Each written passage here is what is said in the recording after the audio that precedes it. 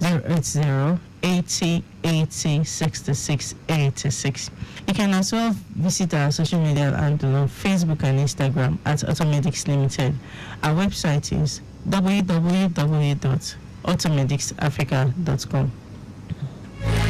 Alright, those are the addresses. If you need professional technicians to help with your vehicle, those are the right places to be.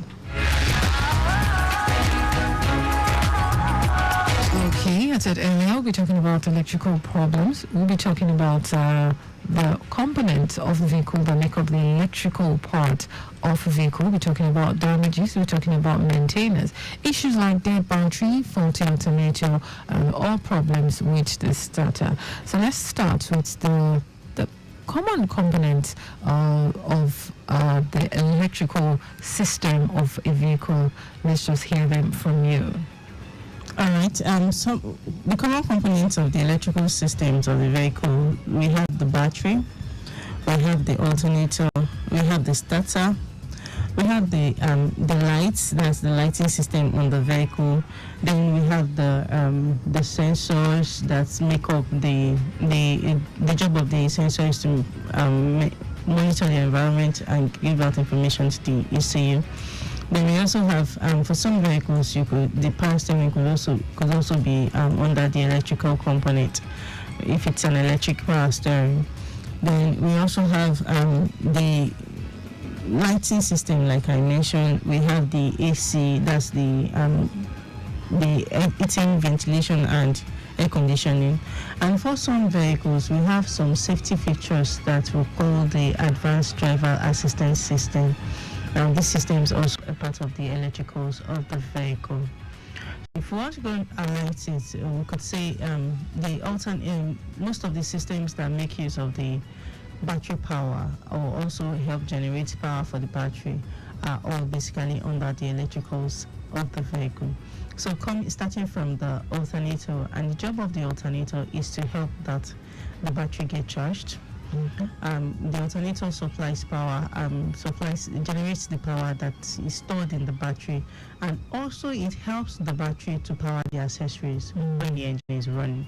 So basically, if the engine is running, the load of the accessories is not going to be on the battery alone, it's also going to be on the alternator. Okay. And that's why some persons could decide to remove the battery maybe after jump starting the vehicle to allow the engine to run with the terminals not connected to the battery for some seconds. Then they would put another battery in it just to charge that battery. But this is not a very good practice, because this could cause maybe at the time the battery was removed, the alternator could send a voltage that is higher than usual, and this voltage will go straight up to the accessories instead of the battery to help bring down this voltage, or instead of the battery to take this voltage and regulate it. It's going to be straight to the accessories, and this could damage the accessory.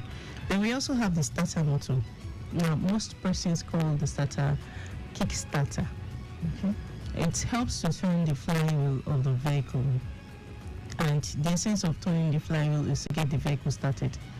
So the starter motor is also an electrical component because it takes electrical power from the battery to run the engine. So what the starter motor has been able to, and it's one of the major consumption of battery power. When the starter motor tries to use power from the battery, it's always advisable to have all other components turned off. So at that time, you don't have your headlights on, you don't have any lights on, you don't have any accessory on, even the AC, you don't have it on when you're about to start the vehicle, because the starter motor alone would draw a lot of power from the battery. If the battery is fully charged, maybe about 2.6 volts, by the time the starter motor is done starting the vehicle, you could have the battery drop to about 11.5 volts.